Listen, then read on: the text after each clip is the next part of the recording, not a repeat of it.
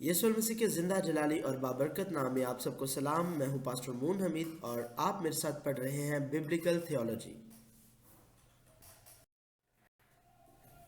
Biblical theology क्या है? ये खुदा, यीशु मसीह और रूहुल कुद्स और इंसानी तारीख में खुदा के काम के बारे में उनके एतकादात हैं जो कुछ कलाम की तहरीरों में ज़ाहिर होता है। आज का हमारा टॉपिक है नजात का अक्स। जी, तो हम बढ़ते हैं अपने टॉपिक की तरफ और उसकी मरकज़ी आयत की तरफ। तो हमारी मरकज़ी आयत है गिनती 14 बाब उसकी 9 आयत। कलाम में लिखा है, फ़क्त इतना हो कि तुम खुदावंद से बगावत ना करो और ना उस मुल्क के लोगों से डरो, वो तो हमारी खुराक है।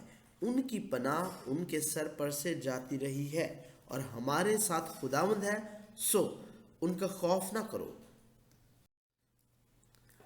तो दोस्तों, चलते हैं नजात के अक्स की तरफ कि हम पुराने अहदनामे में नजात के अक्स को किस तरह, कब और कैसे देखते हैं। जब हम देखते हैं कि मिस्र से कनान तक के सफ़र को, मिस्र जब बन इसराइल गुलामी में थे, क्या हुआ कि वो मिस्र से जब उनकी गुलामी ख़त्म हुई और वो गुलामी से निकले तो उन्होंने बहरे कुलज़म को पार किया, यानी वो बड़ा समंदर, और उसको पार करने के बाद बियाबान में गए। अब उनका टारगेट था कि वो बियाबान से कनान तक को जाए, लेकिन कनान तक जाने के लिए उनको दरिया यर्दन को अबूर करना होगा। लेकिन इस दौरान क्या हुआ कि जब वो बियाबान में ठहरे हुए थे तो मूसा ने 12 लोगों को चुना। अच्छा, 12 लोगों को क्यों चुना? इसलिए चुना कि वो कनान को जाएं और वो पहाड़ों से जाएंगे और वो मुल्क कनान को दूर से देखेंगे और वहाँ का कुछ फल भी लेकर आएंगे अगर मुमकिन हो तो। लिहाजा उनको जासूसी करने के लिए भेजा गया। जब बनी इसराइल में से, यानी हर कबीले में से 12 कबीलों में से 12 लोग चुने गए, तो वो कनान की जासूसी करने के लिए गए। तो आए मेरे साथ निकालें गिनती 13 बाब उसकी 17 से 18 आयत।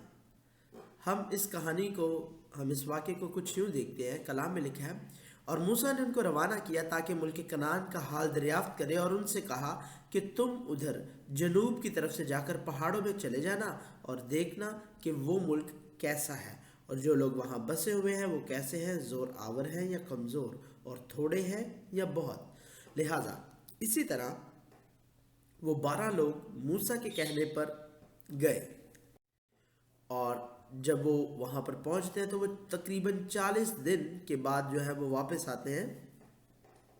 गिनती 13 बाब 25 आयत में यूँ लिखा है, और 40 दिन के बाद वो उस मुल्क का हाल दरियाफ्त करके लौटे।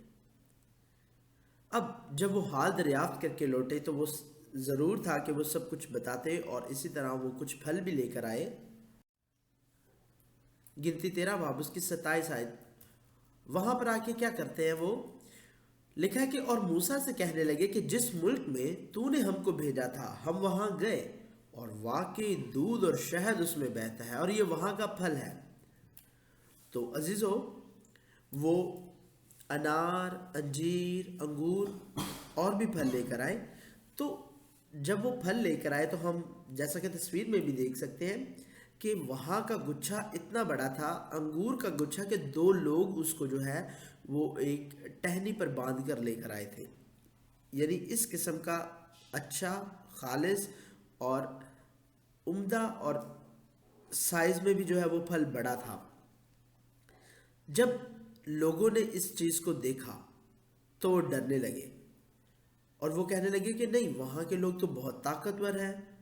अगर वहाँ का फल इतना बड़ा है तो लोग कितने कितने बड़े होंगे, लोग कितने ताकतवर होंगे, लोग कितने मजबूत होंगे। तो वहाँ पर क्या हुआ कि कालब ने लोगों को चुप कराया। गिनती 13 बाब उसकी 30 आयत में लिखा है, तब कालब ने मूसा के सामने लोगों को चुप कराया और कहा कि चलो हम एकदम जाकर उस पर कब्जा करें, क्योंकि हम इस काबिल हैं कि उस पर तसर्रुफ कर ले। تصرف کا مطلب ہوتا ہے قبضہ کر لے. ٹھیک ہے. تو ہم یہاں پر اس کہانی میں یوں دیکھ رہے ہیں، اس واقعے میں ہم دیکھ رہے ہیں کہ جب وہ پھل وغیرہ اور یہ سب کچھ لے کے آئے تو لوگ اس کو دیکھ کر ڈر گئے اور بڑبڑانے لگے. لوگ تو رونے چلانے لگے کہ یہ کیا، ہمیں کہاں پر پھنسانے جا رہے ہو تم. لیکن کالب جو ایمان والا بندہ تھا، اس نے بڑے ایمان سے کہا کہ نہیں، ہم اس قابل ہیں کہ ہم اس پر قبضہ کر سکتے ہیں کیونکہ خدا ہمارے ساتھ ہے.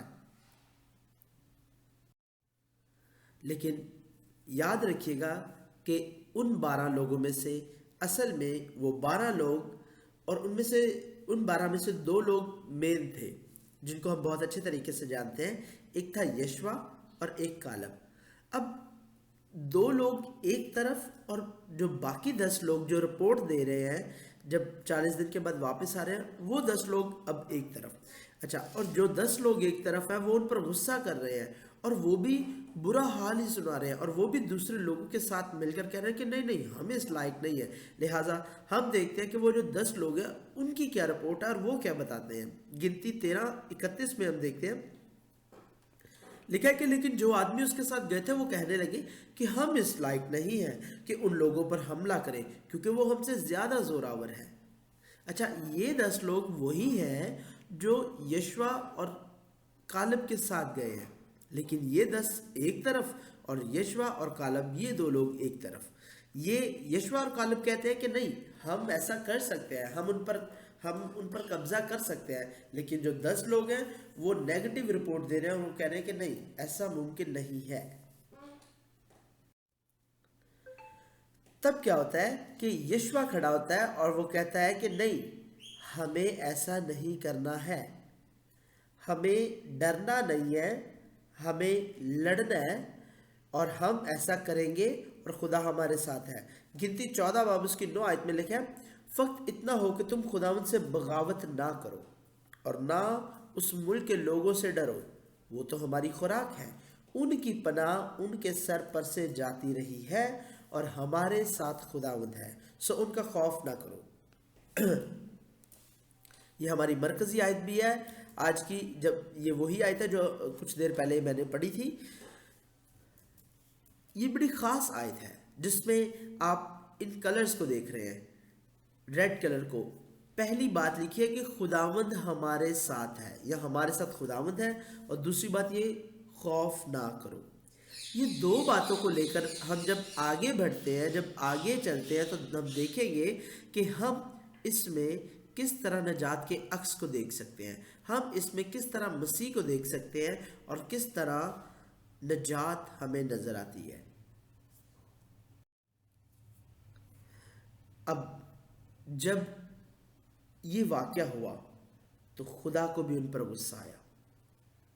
خدا بھی بنی اسرائیل قوم سے اور موسیٰ پر اور اسی کے ساتھ ساتھ ان 10 لوگوں پر بھی غصے ہوا. لیکن یشوا اور کالب کے بارے میں خدا نے کیا کہا؟ یشوا اور کالب کو صرف اور صرف کنعان میں داخل ہونے کی اجازت ملی. اب یاد رکھیں اور ذرا سوچیں کہ پوری بنی اسرائیل قوم جو ہے وہ ایک طرف، موسیٰ ان کے ساتھ، اور وہ جو 10 لوگ جو نیگیٹو رپورٹ دے رہے وہ بھی ایک طرف. لیکن یشوا اور کالب کہہ رہے کہ نہیں، ہم جائیں گے. البتہ موسیٰ نے ایسا نہیں تھا کہا کہ ہم جو ہے وہ ان پر قبضہ نہیں کر سکتے. اس کا میں آپ کو ابھی بعد میں بتاؤں گا کہ یہ کیوں ایک طرف ہے. لیکن ابھی ہم اس بات پر غور کرتے ہیں کہ صرف اور صرف ان میں سے کون سے لوگ چنے گئے؟ کالب اور یشوا. کلام میں لکھا ہے گنتی 14 باب اس کی 30 آیت میں، ان میں سے کوئی اس ملک میں جس کی بابت میں نے قسم کھائی تھی کہ تم کو وہاں بساؤں گا جانے نہ پائے گا، سوا یوفنا کے بیٹے کالب اور نون کے بیٹے یشوا کے. یہ خدا یہاں پر بات کر رہا ہے موسیٰ سے. جی، تو جب ہم اس کہانی میں دیکھتے ہیں کہ موسیٰ ان 12 لوگوں کو بھیجتا ہے تو یشوا اور کالب وہ 2 لوگ ایک طرف ہو جاتے ہیں، باقی 10 لوگ ایک طرف ہو جاتے ہیں. تو اس کا نتیجہ کیا نکلتا ہے؟ اس کا نتیجہ یہ نکلتا ہے کہ یشوا اور کالب جو کہ ایمان کو اپنے ساتھ تھامے ہوئے ہیں، نجات کو اپنے ساتھ تھامے ہوئے ہیں، انہی کو صرف کنعان کی بادشاہی میں، کنعان کے ملک میں جانے کی اجازت ملتی ہے، جبکہ باقی جو 10 لوگ ہیں، جو باقی 10 قبیلوں میں سے ہیں، ان کو وہاں جانے کی اجازت نہیں ملے گی۔ تو ذرا اس تصویر کو دیکھیں، اس خاکے کو دیکھیں، یہ آپ کے لیے بہت ہی خاص ہے۔ آپ چاہیں تو اس کی تصویر لے سکتے ہیں۔ یہ وہی خاکہ ہے جو شروع میں نے آپ سے بیان کیا۔ یہ مصر سے کنعان تک کا سفر ہے۔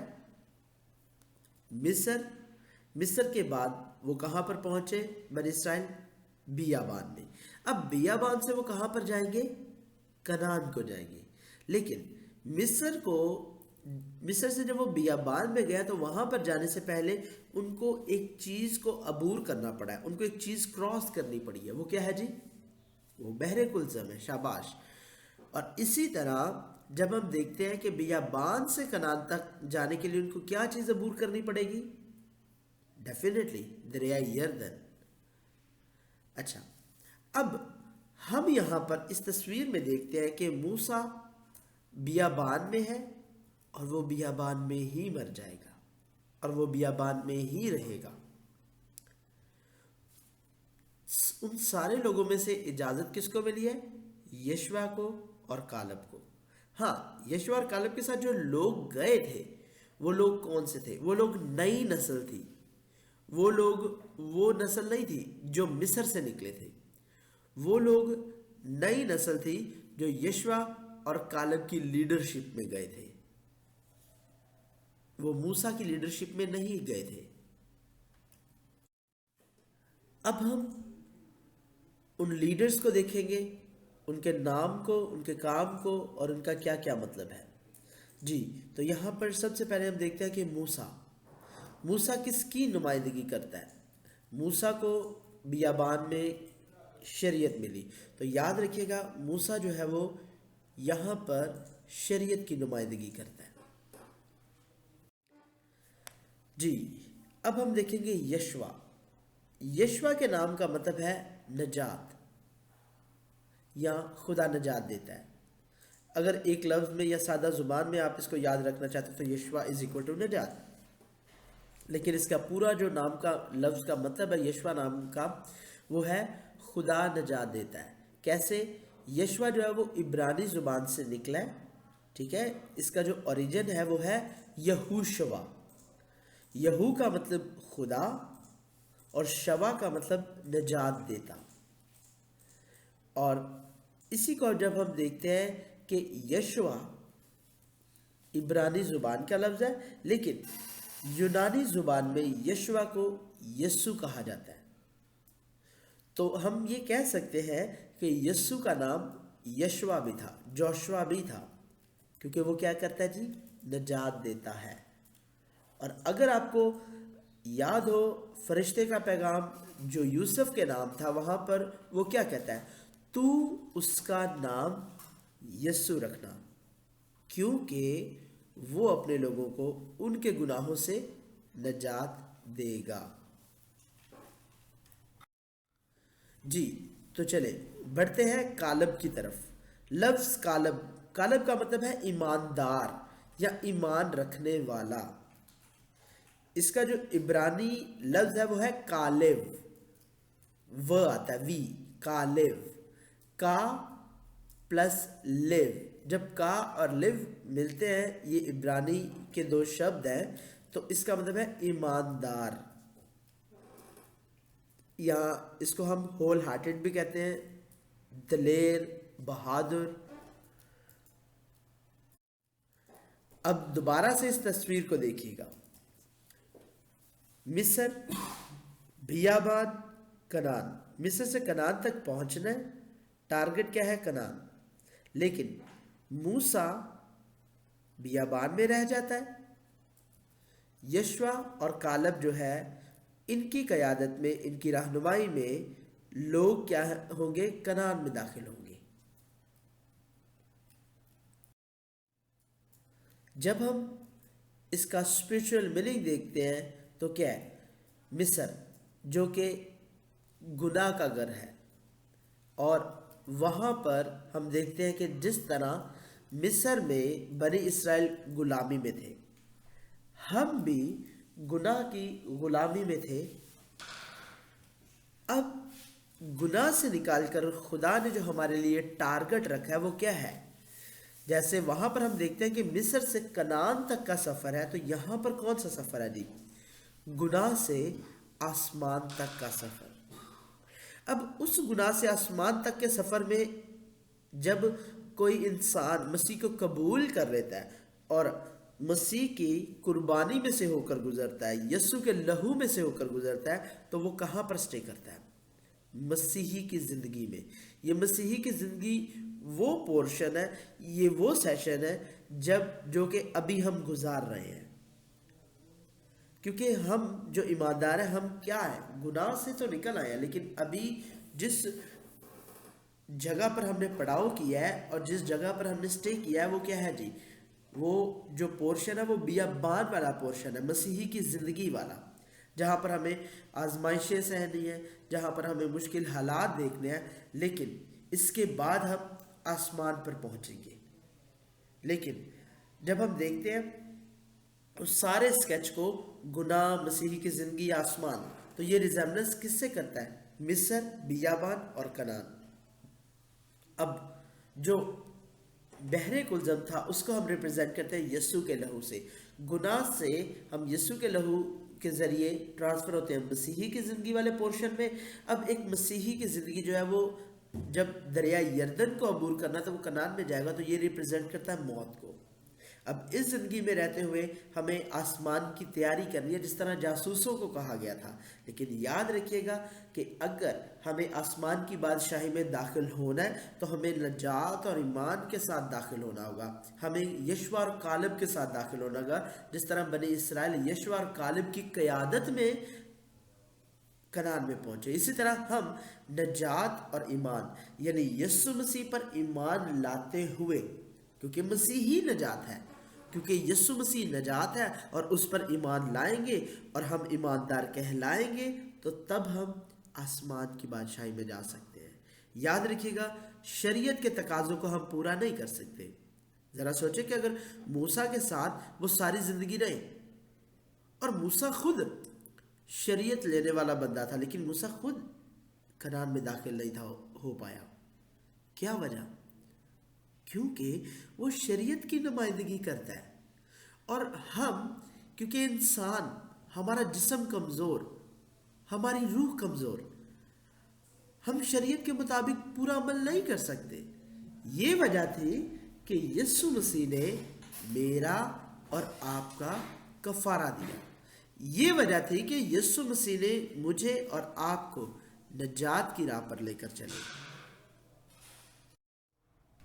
और याद रखिएगा, जब मैं और आप मसीह में कायम हो जाएंगे तब हम आसमान की बादशाही में जा सकते हैं। क्योंकि देखिए, हमारी तो रास्तबाजी गंदी धज्जियों की मानिंद है। अब जिस तरह आसमान की बादशाही में जाने के लिए यीशु और कालिब की ज़रूरत पड़ी, इसी तरह हमें आसमान की बादशाही में जाने के लिए नजात और ईमान जो कि मसीह की तरफ से आते हैं उसकी ज़रूरत पड़ेगी। और हम मसीह में कायम होंगे तब हम मसीह में कायम होकर, मसीह में दाखिल होकर आसमान की बादशाही में दाखिल हो सकते हैं। यूहन्ना 15 बाब उसकी 7 आयत में लिखा, तुम मुझ में कायम रहो और मेरी बातें तुम में कायम रहे। याद रखें, जब हम मसीह में कायम होंगे और मसीह की बातें हम में कायम होंगी, तब हम आसमान की बादशाही में मसीह के साथ जा सकते हैं। क्योंकि वही राह है, वही आसमान तक जाने की अबदी और हकीकी राह है। अब हम देखते हैं सवालात। पहला सवाल गिनती 14 बाब उसकी 9 आयत लिखें और याद करें। दूसरा सवाल, यशवा का मतलब क्या है? तीसरा, यशवा का हम मतलब हमें पता है कि क्या है जी? नजात। मूसा ने कितने जासूस भेजे? किन अशखास ने कनान की अच्छी खबर दी? मूसा किसकी नुमाइंदगी करता है? यशवा और कालिब किसकी नुमाइंदगी करते हैं? मिस्र, बियाबान और कनान किसकी नुमाइंदगी करते हैं? बहरे कुलजम और दरियाई यरदन किसकी नुमाइंदगी करते हैं?